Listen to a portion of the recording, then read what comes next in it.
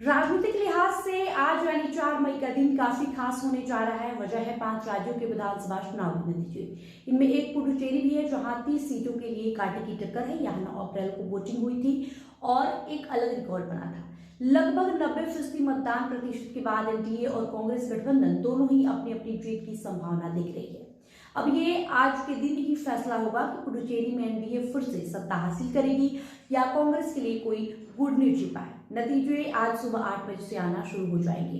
पुडुचेरी में देखा जाए तो सीधा मुकाबला कांग्रेस गठबंधन और बीजेपी गठबंधन से है। एनडीए के खेमे में एआईएनआरसी यानी ऑल इंडिया एनआर कांग्रेस, बीजेपी एआईएडीएमके और एलजेके है। कांग्रेस को स्टालिन की डीएमके का साथ है, तो वही रेस में एक्टर विजय की टीबीके यानी तमिलनाडु वेट्री का जुगम भी है, जिसे एनएमके का समर्थन हासिल है। 29 अप्रैल को अंतिम मतदान के बाद देर शाम जारी हुए एग्जिट पोल के नतीजे में तो एनडीए की सरकार बनती हुई दिखाई दे रही है। एक्सिस इंडिया की माने तो एनडीए को 16 से 20 सीटें मिल सकती है। इसमें एआईएनआरसी के 10-12, बीजेपी के 4-6, एआईएमजीके के 1-2 और एलजेके के 1-2 सीटें मिल सकती। कांग्रेस को 1 से 2 सीटें मिलती हुई दिखाई पड़ रही है। टीबीके को 1 से 2, एनएमके को 1 से 2 और अन्य 1 से 3 सीटें मिल सकती है। पीपल्स पल्स की माने तो एनडीए को 16 से 19, कांग्रेस गठबंधन को 10 से 12 और अन्य के खाते में 1 से 2 सीटें आ सकती है। जेवीसी एग्जिट पोल में एनडीए को 1517, कांग्रेस को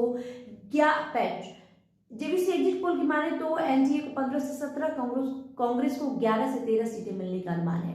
पुडुचेरी में वोटों की गिनती 4 मई को सुबह 8 बजे शुरू हो गई है। 9 अप्रैल को मतदान प्रतिशत 89.87 था। इस चुनाव में थर्ड जेंडर मतदाताओं की भागीदारी सबसे अधिक रही, जिसका मतदान प्रतिशत 91.8% दर्ज किया गया। पुडुचेरी में कुल 139 थर्ड जेंडर मतदाता थे, जिनमें से 91.81% मतदान किया।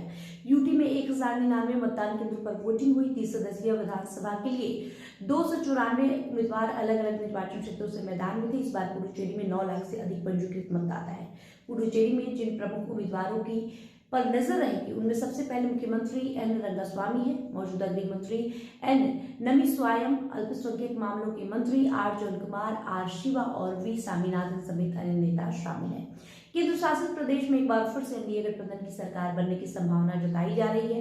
हालांकि अंतिम नतीजे मतगणना पूरी होने के बाद ही स्पष्ट होगी।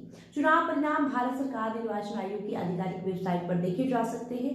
आपको बताएं कि जो भी अपडेट्स सामने आएंगे हम आपको बताते जाएंगे। साथ ही साथ पुडुचेरी में इस बार चुनावी प्रचार के दौरान मुख्य मुद्दे कल्याणकारी योजनाओं की डिलीवरी, बुनियादी ढांचा विकास, बेरोजगारी, पर्यटन और सुशासन रहे। एनडीए गठबंधन ने सड़कों की बेहतर कनेक्टिविटी, निवेश प्रस्ताव और केंद्र सरकार के साथ तालमेल को अपनी उपलब्धि के तौर पर पेश की। वहीं कांग्रेस के नेतृत्व वाले विपक्ष ने महंगाई, स्थानीय रोजगार से जुड़ी समस्याएं और एनडीए सरकार के खिलाफ एंटी इनकम्बेंसी को प्रमुख मुद्दा बनाया। आपको बता दें 2021 के विधानसभा चुनाव में एनडीए ने जीत दर्ज की थी, जबकि डीएमके कांग्रेस गठबंधन को हार का सामना करना पड़ा था। उस चुनाव में ऑल इंडिया एनआर कांग्रेस यानी एआईएनआरसी और बीजेपी के जन समर्थन से एनडीए को खूब बहुमत मिला था। आपको बता दें एआईएनआरसी ने 10 सीटों पर जीत दर्ज किया था, साथ ही बीजेपी को 6 सीटें मिली थी।